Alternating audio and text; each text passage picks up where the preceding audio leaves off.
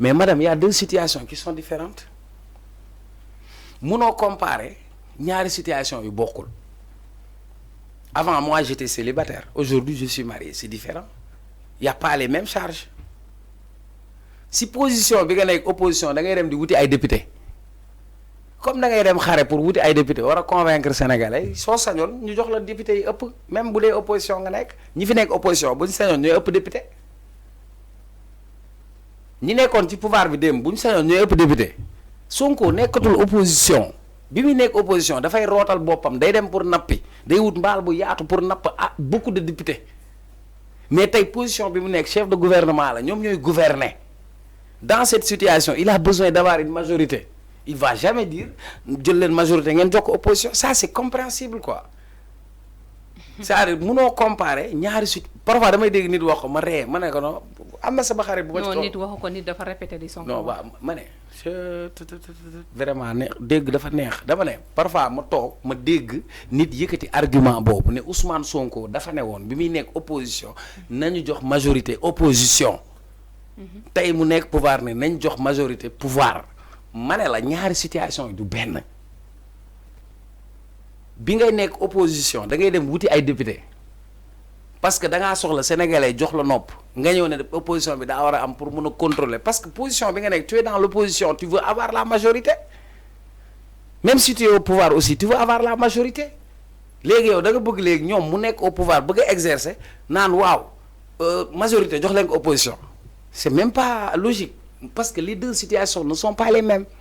Les deux situations ne sont comme les deux situations ne sont pas les mêmes, on ne peut pas comparer les deux situations, madame. Est-ce que vous m'avez compris? C'est-à-dire, aujourd'hui, les Bougane, ñom dañuy ñëw né cohabitation. Waaw, dañoo soxla opposition bi am doole parce qu'ils sont dans l'opposition, dañuy dem di wuti ay députés. Argument bobu lañuy tek pour mettre nit ñi ñu voter leen davantage et c'est légitime. C'était des paroles politiciennes quoi. Est-ce que tu m'as compris ce que j'ai dit? Comme madame bi ñuy nekkee député parce que man waxoo pour man sax mais ñi ñuy seetaan bi ñu nekkee opposition li ñu soxla mooy am majorité opposition bi am majorité pour ñu mën a contrôler état bi une fois nekk au pouvoir ñoom it li ñuy soxla mooy majorité pour mën a doxal réew mi. léegi la mooy majorité. majorité mooy li ñuy soxla biir assemblée nationale. léegi maanaam dans les assemblées délibératives comme conseil municipal.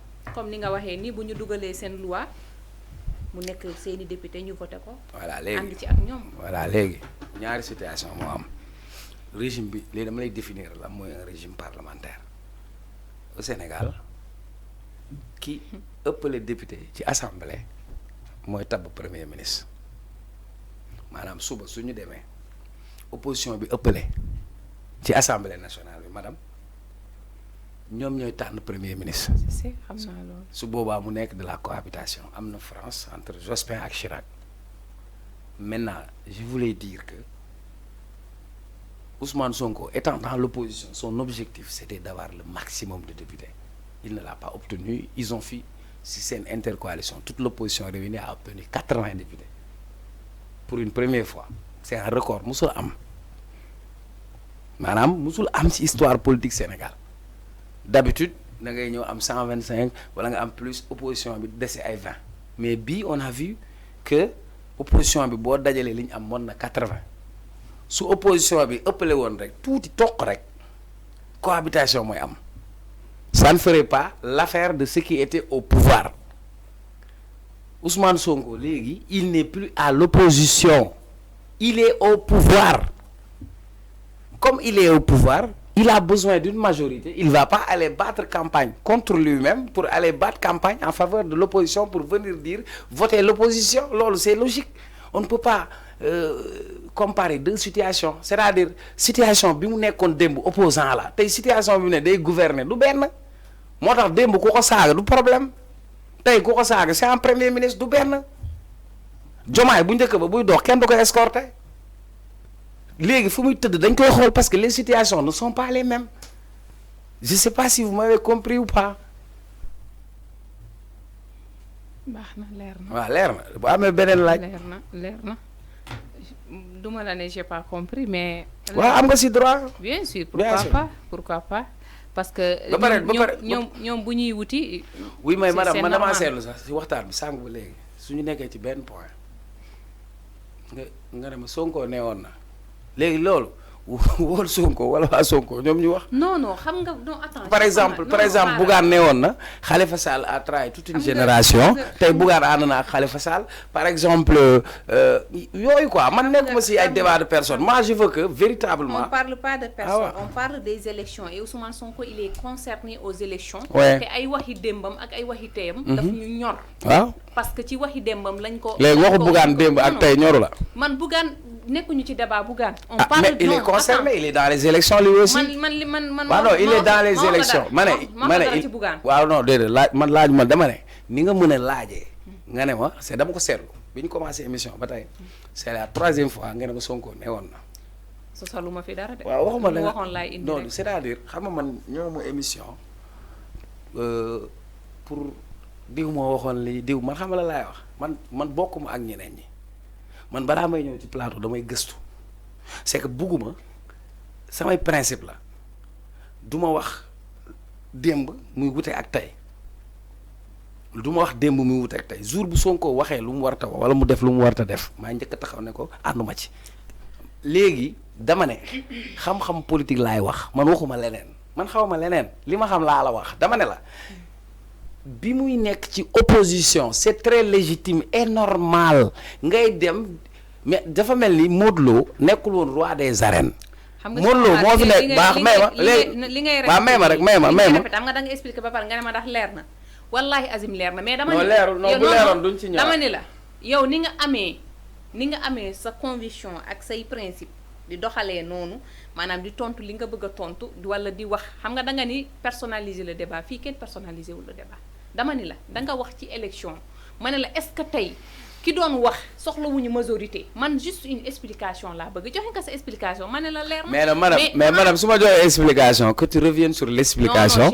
non je suis pas revenu sur l'explication. non vous êtes revenu je suis désolé vous êtes revenu sur après tout ce que j'ai expliqué vous êtes revenu pour me dire ma ndax leer na ma ne la leer na. déedéet pour me dire que moo waxoon lii moo waxoon léegi c'est très simple. jàppal yow li nga bëgg a jàpp waa léegi yow jàppal li nga bëgg a jàpp. non du question jàpp li ma bëgg a jàpp xam nga man bu fekkee li ma jàpp kese kon wax dëgg fa yàlla jarul caméra yi di takk kon mënoon naa la ko wax kenn duñu dégg mais dama ni la waxi démb yi nga xamante ne politiciens ñu koy gëmloo bi ñu nekkee au pouvoir bu ñu ko gisul dañ leen koy fàttali. man am naa ci droit waaw non léegi man am naa ci droit xam nga yow waxoo li Sonko waxoon démb xam nga waxoo ko mais danga wax ci li nga xamante ne moom loolu nga gëm ni loolu mooy xam-xam loolu la sénégalais soxla nga wax leen ko waaye man mii di poser question am naa droit ne la est-ce que waxi démb bi méngoo na ak jëfi tey gi. waaw mais bu la neexee nag nga ne ma expliqué nga ma ne la leer na léegi ma ne la non politicien parce que du moom kese Bougane mii di taxaw fii chaque jour mu conférence de presse naa leen du bis bu amoon liste ñoom Sonko am ni nu mu ko bëggee noonu la koy doxalee